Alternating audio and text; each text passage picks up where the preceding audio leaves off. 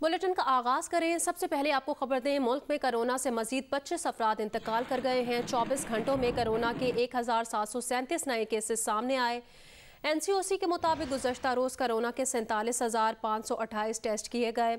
24 घंटों में कोरोना मुस्बत केसेस की शरह 3.65% रही।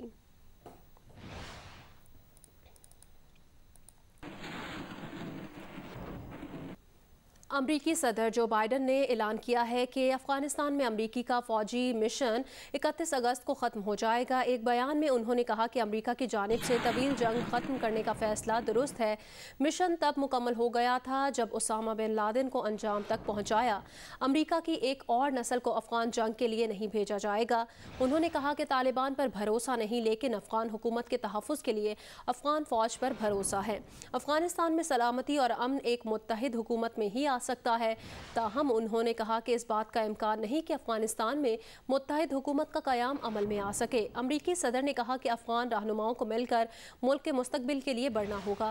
उन्होंने कहा कि अफगान ख़वातीन के अपने मुस्तकबिल से मुतालिक ख़दशात दुरुस्त हैं। अफगानिस्तान से 2500 अफराद को अमरीका मुंतकिल होने के लिए खुसूसी वीज़े दिए गए हैं।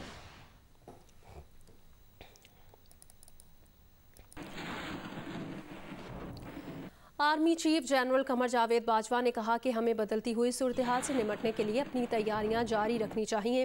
पाकिस्तान अफगानिस्तान में अमन अमल की मुकम्मल हिमायत कर रहा है।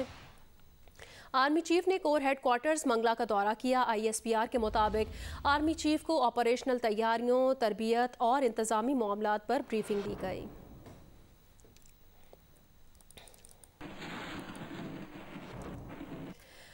मारूफ आलिम दीन मुफ्ती तकी उस्मानी पर हमले का मुकदमा दर्ज करके मिलने के लिए आने वाले मशकूक शख्स को बाकायदा गिरफ्तार कर लिया गया है। मशकूक शख्स से तलाशी के दौरान तेजधार आला बरामद हुआ था। पुलिस के मुताबिक आसिम नामी मशकूक शख्स को बाकायदा गिरफ्तार करके उसके खिलाफ अवामी कॉलोनी थाने में सरकारी मुद्दत में इक़दाम कत्ल का मुकदमा दर्ज कर लिया गया है। SSP कोरंगी शाहजहां ने जियो न्यूज़ को बताया कि गुलिस्तान जौहर के रिहायशी आसिम लईक ने फजर की नमाज के बाद मुफ्ती तकी उस्मानी से मुलाकात की इजाज़त मांगी थी।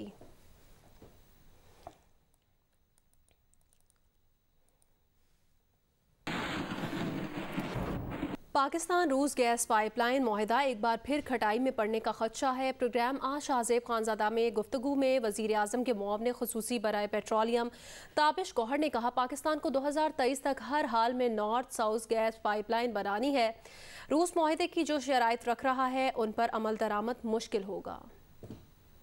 वक्त क्या आप फैसला कर रहे हैं? हमाजर साहब ने गुज़िश्ता दिनों कहा कि हमने एक नया मुआहिदा किया है रूस के साथ, नून लीग ने सही मुआहिदा नहीं किया था, मगर उसके बाद आपने कहा कि रूस से बेहतर है कि हम सुई कंपनियों से बनवा लें। एग्जैक्टली हुकूमत क्या कर रही है? खटाई में पड़ गया ये मुआहिदा या फिर आप बनाने जा रहे हैं रूस के साथ? जी देखिए, प्लान ए तो हमारा यही है कि रशिया के साथ गुफ्तगू का मरहला जो है, जो मामला है, उसको पाए तकमील तक पहुँचाया जाए। 2023 तक हमें ये लाइन हर सूरत में मुकम्मल करनी है।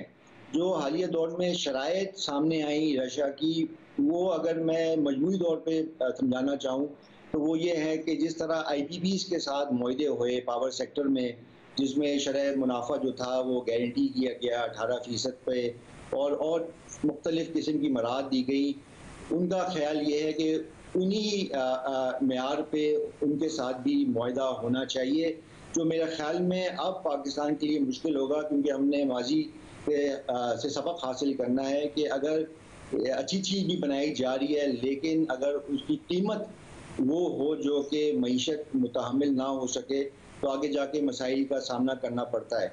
तो अगर किसी भी वजह से खुदा न खास्ता ये मामला उनके साथ तय नहीं पाया जा सकता, तो हमारी जो दो सुई कंपनीज हैं, सुई सदर्न और सुई नॉर्दर्न, इन्होंने पाकिस्तान में पिछले कई दिहाइयों में तकरीबन 15,000 किलोमीटर की ट्रांसमिशन नेटवर्क बिछाया है।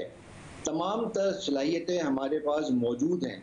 हम ये पाइपलाइन खुद बिछा सकते हैं, निस्बतन सस्ती बिछा सकते हैं, निस्बतन जल्दी बिछा सकते हैं, ताकि जो गैस है शुमाली इलाकों और पूरे पाकिस्तान में उसकी निर्खों में इजाफा कम हो बनिस्बत उसके कि जब हम बाहर से लोगों को लेके आते हैं। अगले 2 से 3 साल जब तक के नए टर्मिनल नहीं आएंगे, मेरी ज़ाती राय यह है कि जो मौजूदा टर्मिनल्स हैं उनकी इजाफी सलाहियत को पूरी मुकम्मल तौर पर वजूद लाना है, ताकि सर्दियों के मौसम में और गर्मी के मौसम में भी। आजकल जबकि तरबेला में पानी कम हो गया है और हमें मजबूरन फर्नेस ऑयल चलाना पड़ रहा है, उस वक्त भी हम जो इजाफी सलाहियत है उसको पूरा इस्तेमाल करते हुए LNG की जो दरामद है उसको ज़्यादा से ज़्यादा कर सकें। Governor State Bank Pakistan doctor Raza Baqir का कहना है पाकिस्तान और IMF के माबैन मुज़ाकरात अच्छे अंदाज से चल रहे हैं। उन्होंने ये बात वाशिंगटन में सहाफ़ियों से गुफ्तगू में कही। जियो न्यूज़ के नुमाइंदे वाजिद अली सैयद रिपोर्ट करेंगे। गवर्नर स्टेट बैंक डॉक्टर रजा बाकिर का कहना है कि इक्तिसादी और मुआशी इस्तेहकाम हासिल करने के लिए IMF और पाकिस्तान के अहदाफ मुश्तरक हैं। जो लोग टैक्स नहीं देते, यानी कि जिनको देना चाहिए, उनको टैक्स नेट में लाया जाए। दूसरी चीज़ ये हो गई कि हमारे मुल्क में जो पावर सेक्टर के इश्यूज़ हैं, जिसमें ख़ासकर सर्कुलर डेट और इस किस्म की चीज़ें हैं, उसको कम किया जाए, क्योंकि ये डेट जो है इसको अगर आप कम नहीं करेंगे तो ये तो फिर अगली जनरेशन्स के लिए एक काफ़ी बड़ी प्रॉब्लम बन जाएगी। ये कोई सिर्फ पाकिस्तान के सिलसिले में नहीं है, हर मुल्क में IMF के साथ जब मुज़ाकरात होते हैं तो एक ऑब्जेक्टिव को किस अंदाज से अटेन करना है उस पर डिस्कशन हो सकती है। पाकिस्तानी सिफारत खाने में सहाफ़ियों से बात करते उन्होंने बताया कि स्टेट बैंक तरमीमी एक्ट पहले भी पेश किया गया था जो खुद मुख्तारी की तरफ एक कदम था। तारीख में 5 दफ़ा पहले ऐसे बिल्स हो चुके हैं और एक्ट्स अमेंड भी हुए हैं, और अब इसमें जब वो पार्लियामेंट में इंट्रोड्यूस होएगा तो इस बिल पे डिबेट होएगी, और हम भी यही चाहेंगे कि जो बिल पाकिस्तान के फ़ायदे में हो वो ही बिल इससे पास हो। गवर्नर स्टेट बैंक का मजीद कहना था कि पाकिस्तान FATF की ग्रे लिस्ट से निकलने के लिए कोशां है। हालांकि इससे पहले खदशा था कि कहीं पाकिस्तान ब्लैक लिस्ट में शामिल ना हो जाए, लेकिन अब सूरत हाल मुख्तलिफ है। कैमरामैन अजीम खान के साथ Wajid Ali Syed, Geo news, Washington. Islamabad district and session जज ने नौजवान को नाजेबा वीडियो भेजकर हिरासा करने के मामले पर वज़ीर आला पंजाब के मुअव्विन खुसूसी सरदार तनवीर इलियास के खिलाफ मुकदमा दर्ज करने का हुक्म जारी कर दिया। एडिशनल सेशन जज मोहम्मद अता रबानी ने ख्वाजा फ़हीम की दरख्वास्त पर FIA साइबर क्राइम सेल को सरदार तनवीर के खिलाफ मुकदमा दर्ज करने का हुक्म दे दिया। दरख्वास्त गुजार ख्वाजा फ़हीम के मुताबिक सरदार तनवीर इलियास के साथ निजी मॉल में मुलाकात हुई। वकील इमरान फिरोज मलिक ने अदालत को बताया सरदार तनवीर ने अपने नंबर से नौजवान को नाजेबा वीडियोस भेजी और हिरासा किया। FIA को दरख्वास्त दी मगर साइबर क्राइम सेल ने मुकदमा दर्ज ना किया। जिस नंबर से वीडियो भेजी गई वो सरदार तनवीर के ज़ेरे इस्तेमाल है। FIA के जवाब के मुताबिक दरख्वास्त गुजार के मोबाइल फ़ोन की फोरेंसिक रिपोर्ट आ चुकी और वीडियोस भेजी गई हैं। अदालती हुक्म के मुताबिक अगर दरख्वास्त गुजार दौरान तफ्तीश गलत निकला तो इसके खिलाफ कार्रवाई की जाए।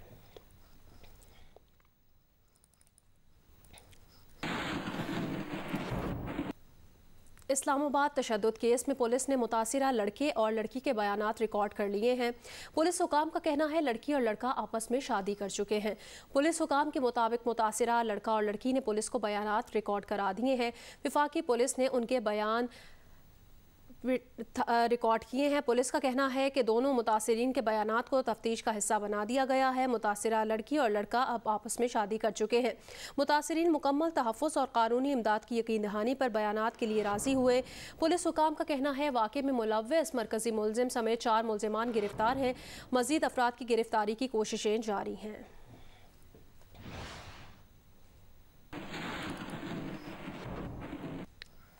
फैसलाबाद समेत पंजाब भर के मजदूरों के 20,000 बच्चों को गुज़श्ता 3 साल से वर्कर्स वेलफेयर फंड से स्कॉलरशिप की रकम नहीं। मजदूर ख़ानदानों को बच्चों की तालीम के लिए सख्त मुश्किलात का सामना है। रिपोर्ट करेंगे इरफानुल्लाह।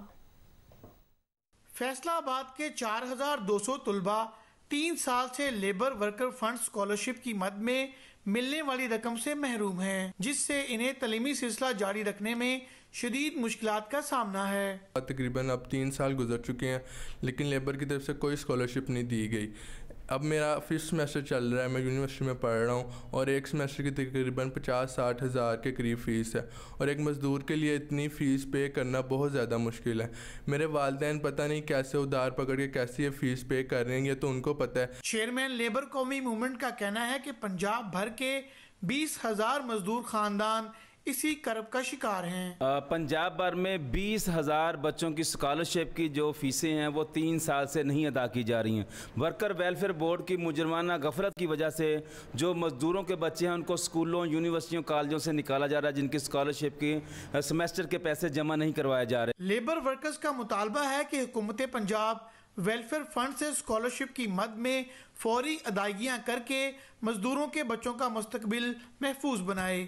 कैमरामैन अली असलान के साथ इरफानुल्लाह, जियो न्यूज़, फैसलाबाद। खैरपुर की रिहायशी खातून टीचर कंवल को बासर मुलजिमान ने अगवा करने की कोशिश की, ताहम पुलिस है कि अगवा का मुकदमा दर्ज करने को तैयार नहीं। रिपोर्ट करेंगे यासिर फारूकी।